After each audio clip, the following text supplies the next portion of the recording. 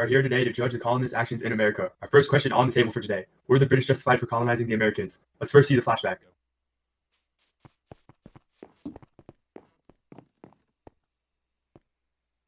Gentlemen, the Spaniards have a 100-year head start in this colonization business. I want to make another attempt at this after our failure in Roanoke. Sir, we know that the Spanish already control land in the south of the New World and French colonies in the far north. So, where shall we settle down in our new colony? Well, sir, we were looking at a long stretch of seaboard in between the Spanish and the French. Not too far north, but also not too far south. In addition, its location next to the Atlantic Ocean will make trade very easy for us and allow us to influence the global market more. So what's the difference, gentlemen? Where should we settle Jamestown along the seaboard? Well, we believe that we should settle in the southern regions of the seaboard. The Spanish, who have also settled in the south, have been extremely successful in finding gold and other valuables. We believe that settling more south would allow us to find that gold as well. And what about the far north of this land? Well, sir, it is far too cold and far too infertile to be able to set up a permanent colony. First off, there's no really other nearby towns for aid. Also, soil would be a huge problem that far north. There's a lack of soil in many places, as the north is mountainous and rocky. Cash crops like cotton and tobacco, which we assessed to be very, very profitable, would not be able to grow as well, and we would lose money from that venture. However, sir, I do know that the French have turned huge profits in the far north by hunting for fur. I do agree, but I think the farming is the way to go. The soil further south is more fertile, the climate is a lot more tobacco-friendly, as tobacco has an extremely long growing cycle, about 14 months. Building on that, sir, with that long of a growing cycle, you would need a consistently warm climate year-round, and the north just cannot provide this. The south is the way to go, sire. So it's settled? The south then? I do not believe that to be wise, sire. We have assessed that right in the middle of this land is heavily forested land that still has the potential of turning a profit. It still has a decently warm climate, and we can grow tobacco there, but it is far north enough that we would be mostly safe from many tropical diseases. So why not settle right in the middle area? Not too far south and not too far north. I guess that'll do, my king. That's our best option. Okay, gentlemen, I think it's decided. I'll give you guys a charter to the land of Virginia. Get me a ship. Prosecution of the British. You may speak first. We believe that the British settlers are not justified in settling the New World. The British came to this land with no experience on how they would survive. Also, they did not even consider the local native population when they decided where to settle. This original decision is what brought about all of these future problems in the New World. This includes slavery, oppression of natives, religious wars, land conflicts, and more. This is just another stereotypical British imperialistic scenario where they think they can do whatever they want, and the people who suffered as a result of this decision are the real ones who are hurt, not the British. Objection. The British were in a world where they did not want to fall behind the French and the Spanish, and their only option was to follow the trend of colonization. They needed to keep their grip on the world stage, and the New World was the way to do that. They also had a mishap in Roanoke, which they then learned from and built on. They also had a new plan for colonization, and made sure to think ahead so that the next colony would not fail. They had information on the soil, climate, and other various geographical features that would affect their colonies' way of life and main money-making methods. The colonists are totally justified in their colonization of the New World.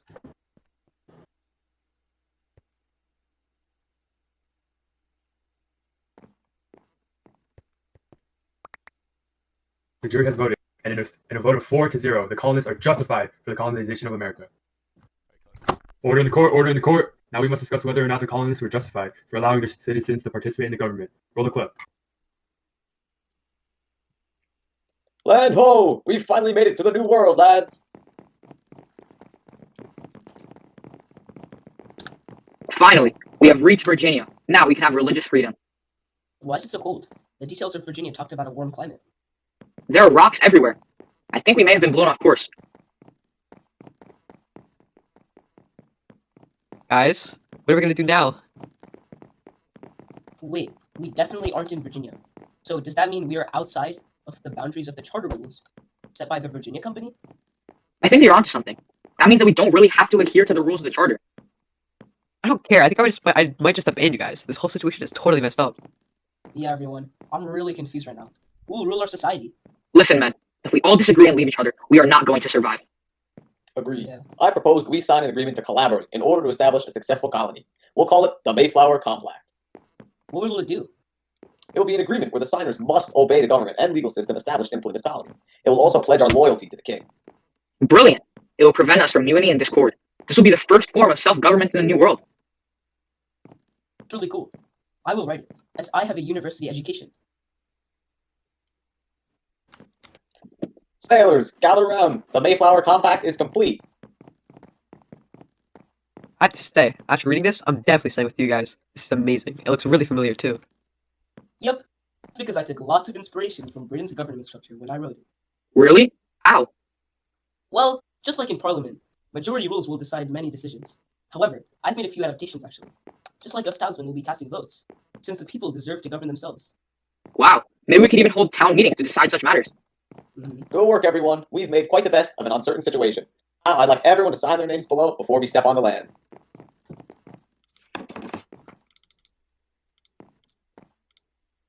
Ah, I'm so glad we're all on the same page.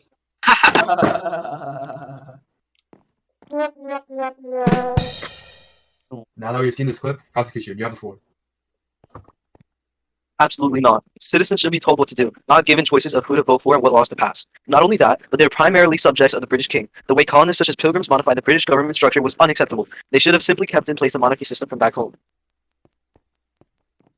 Sir, these modifications represented improvements in government, not regressions. The lives of people in the colonies were greatly improved because of the introduction of individual rights into government ideas from England. Just take a look at how well the houses of Burgesses looked out.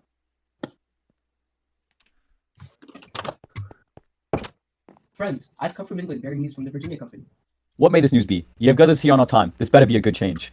Well, friends, the Virginia Company has voted to abolish martial law within their claimed charter grounds. As a result of this, they have drafted up the request to form a legislative body, known as the General Assembly. What is the point of this body? Me, my council, and you, and your fellow plantation owners, hold large power in this region. We will meet at least once a year here to decide on local laws and determine local taxation. Wait, so will we be able to keep order on our own lands now? Yes, we must now adapt to this new structure. However, we can do good things with this. With this new legislation, we can pass the laws we want and not be under the constant eye of the Virginia Company. Sounds good? Who gets to vote in the General Assembly again? Me, my council, and 22 other representatives from 11 of the most powerful Virginia plantations get a say. Sounds alright to me. Welcome to our meeting, gentlemen. I have a big proposal on the agenda, and I would like you to hear it. We have been running this assembly since 1619, and it has been 23 years of prosperity. But I believe it's time for a new beginning. I propose that we split the assembly into two bodies: the lower house of Burgesses, which is democratically elected, and the higher council of state, which is appointed royally. Okay, I see the idea here. With this new house, we can allow people the right to participatory government, and we can adapt and do more of what's good for the people. I see the idea as well. And I say we put it through and establish this new House of Burgesses. Yeah! Yeah. Everyone else agree here? It's decided then. The General Assembly is now split into two bodies, for the good of the people. As we can see, the peoples of Virginia's ability to govern themselves proved to be much more fruitful in their development than if they were governed by someone who didn't even live there, or gained the position through fate. The jury will now take a vote. Should the colonists have allowed citizens to participate in new, modified British government? The vote is 3-1 in favor of the colonists. Now, we'll decide if the colonists were justified for their actions toward the Native Americans. We'll now view a clip to decide this. Smell this Carolina air, Rupert. I have a feeling that today would be a nice day. It's sunny. Sir, what shall we call our town? I'm a self-centered, narcissistic Mangat is the name. Wait, Rupert, what is that over there? It seems to be some sort of bipedal animal. Who are you people? Ahoy! We are the British! How did you get here, so-called British? Do you not know of the British? Interesting. We come from a faraway landmass called Europe. We've crossed the sea to get here. Interesting. I'm actually the chief of the local tribe, the Cortegana. I'm a descendant from 500 years of chiefs. 500 years of chiefs, you say? We are here under the charter of an English nobleman. We have a mission to spread British influence and to make a profitable venture. Do you mind if we build some settlements on your land in order to start our venture? Greetings, Chief.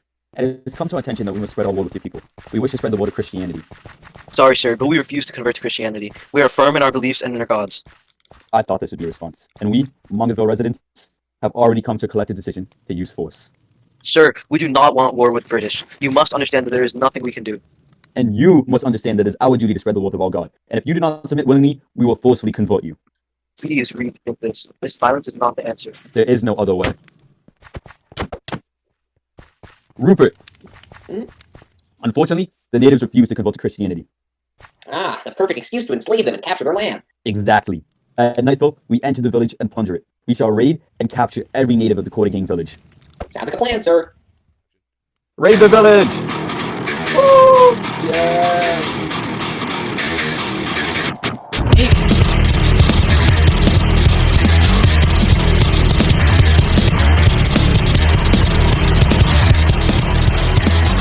Look, it's the Cortegana chief! I had high expectations for the people, but you have forced us to be violent. Please, no! The village chief is dead!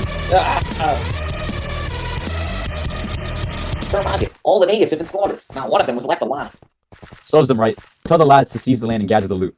We have decimated the Cortegana because of the defiance. Prosecution, you may speak first. Under the guise of conversion to Christianity, the colonists pretended to care for the natives. The truth couldn't be any further. Colonists clearly wanted them out for the land so that they could expand, and they prepared to do anything necessary to get rid of them and their culture. Now, let's not over-exaggerate here. Clearly, the colonists just wanted what's best for their good friends, the natives. I mean, they even offered them to convert them to Christianity, which they believed held eternal life. That's the dumbest. Order! The jury will make the final decision. Cast your votes.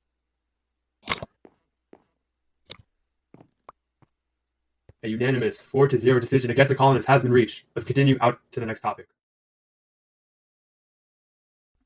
Our first question asks, were the colonists justified for Bacon's rebellion? See the footage.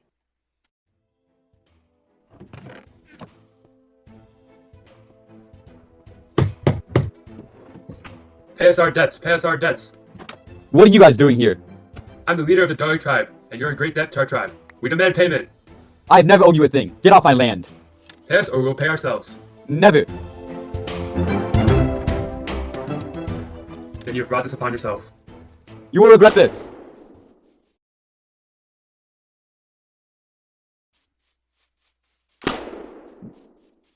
Oh, shoot, that dude wasn't a Doeg, was he? You're darn right it wasn't. For we are Susquehannock, and we shall henceforth join forces with the Doeg. We must avenge the fallen. Please, it was just a prank, bro. You will regret this, you greedy destroyers. Oh, nah.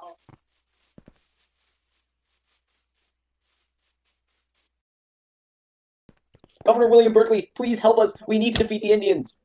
Sending an army against the natives will cause more war. We do not want to escalate this further. A defensive plan will be best. No fair. Governor, you and your entire government only care about your money. You guys are all corrupt and do not care a single thought about us. I'll do something about this. I'll distribute examples of the Virginian government being corrupt and using this printing press. Then all the colonists will fight back. I can even recruit slaves. I bet they hate the government too. Attention everyone. I promise to give you all freedom if you fight for us. Colonists against the corrupt governor. Woo! Yeah. I've said it before, and I'll say it once again. This is our land, my friends. It will not stand for the corrupt governor's sympathy towards the Indian population. Yeah. Yeah! They won't listen to us, so we will listen to them. We have had no say in this wretched government for too long. I say burn this worthless stump to the ground.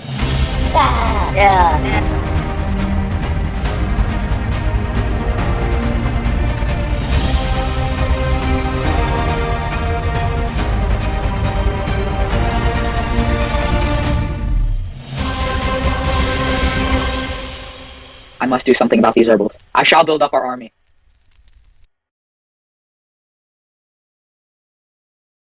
Dang this typhus. I never got to take over Virginia.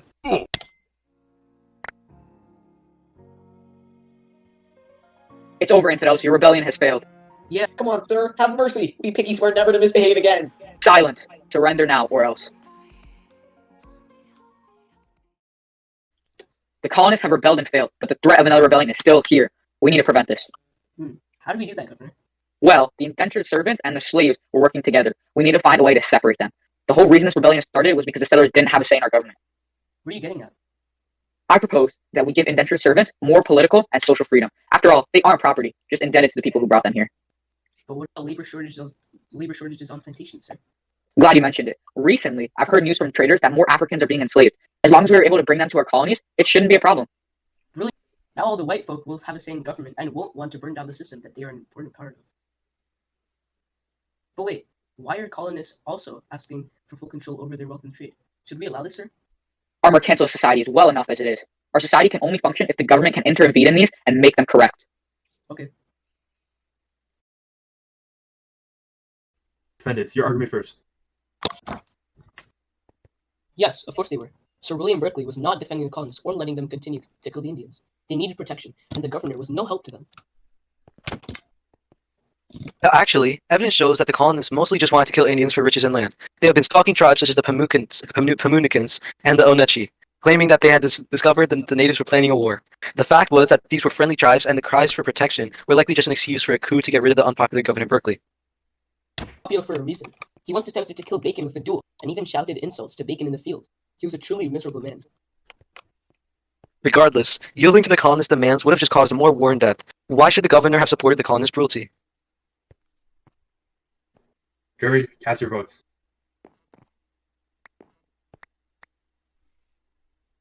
Attention! For the first time, the jury is hung at a 2-2 vote.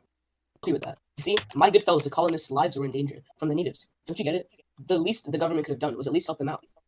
Objection. Evidence shows that the governor was actually building forts for protection. However, many of the colonists refused to pay taxes. I rest my case. I agree. I change my vote. The final decision has been made. 3-1 in favor of the prosecution. Here, here. Now we will decide if the colonists were justified in their treatment of African slaves. Let's see what happened. What a beautiful day in Charleston. Ahoy! I've come to sell you all some amazing African slaves. What? Why do I need one of those? I already have an indulgent servant for that. Well, what happens when their time as servants runs out? Your workforce will be non-existent. Don't you want workers on your plantation so that it keeps growing? I do like money. That's right, sir. And a supply of African slaves will ensure you will never stop getting wealthier and wealthier. That sounds amazing. Get me one of those so I can show the rest of Mangatville, and I'll come back for more later. Of course, I have a slave for you right here. Let me go. Nothing wrong. Shut up, buddy. Here Thank go, you. sir. Are we there yet? Speak when spoken to, boy. Ahoy, sir. Look, guys, I got a new slave. Now we can get rich farming tobacco and cotton. That's amazing. Not cool. This is wrong, guys. This poor slave has rights too. Why? Just because he looks different than us doesn't mean he should be doing all this work for his entire life. Look, bud, here's the scoop. Our indentured servants will be free before we know it. And we'll have nobody to run this plantation. Not only that, but the only reason you're making any money selling your tools is because tobacco and cotton workers are using them. And once I can get even more slaves, and we'll both get rich, and I'll be selling crops, and you'll be selling me loads of tools for my growing workforce. Well, what if I don't sell to you anymore, Sir Mangat? Pipe down, Minnick. You have to make a living. You'll be back to sell me tools soon enough. Splendid! A new era of Mangatville has commenced! Prosecution, what you got for me, fam? I believe very little discussion is required for this. The practice of slavery was brutal and dehumanizing, and the slaves did nothing to deserve this terrible fate. But sir, the practice of slavery had been going on for years. But the colonists didn't have to continue. You see, the white upper-class colonists were clearly impacted positively by African slaves. They became extremely rich by exploiting sources such as cotton and tobacco to England, thanks to their hard work, developing their towns with better infrastructure, housing, and supplies. But the slaves got nothing in return. They were impacted by living miserable lives and spending their days in the hot sun. I rest my case. The votes are in. The jury has unanimously decided, with a 4-0 vote, that the colonists were not justified. Oh. Finally, we will decide whether or not the colonists were justified for choosing capitalism over the mercantilist system. Let the footage bestowed upon us by our sources be blessed upon our eyes. Look at all this cash, Sir Mangat. We've never been richer. Oh, but Rupert, there's always more money to be made. Where are we taking the biggest loss right now? Well, sir, the navigation acts the British put on us years ago have been hindering the money we could be making from trading all our raw goods. I concur. Now, if only there was a way to bypass the tax entirely.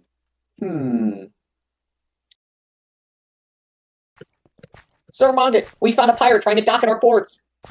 Take me to him. We'll make him a slave. Sure thing, boss. Why are you trading in our ports?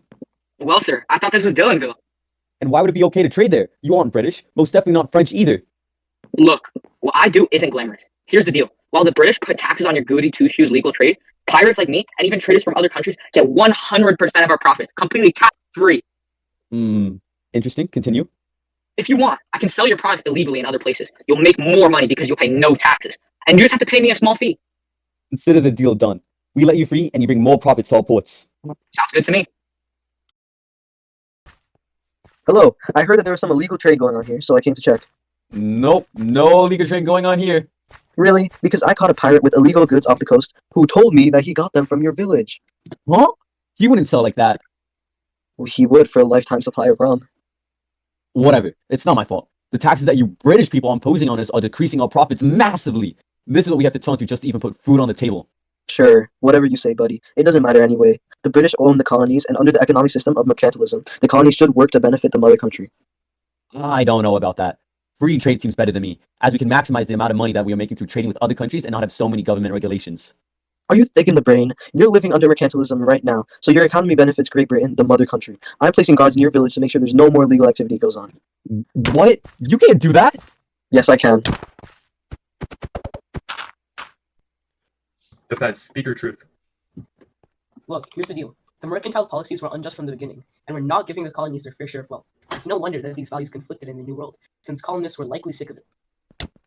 Yes, but the way they went about applying these new ideas was completely wrong. From turning to pirates to refusing to buy British goods, merchants often took unjust actions to institute capitalism.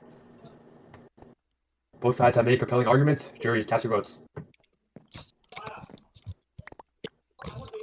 The jury votes 3-1 against the colonists. This concludes our proceedings. Now the final tally of decisions in favor of the colonists amounts to 2 votes. However, the final tally of decisions against the colonists amounts to 4 votes. No! This means that the colonists have been found guilty for crimes against England, themselves, and the entirety of humanity. 3, 2, 1, fire!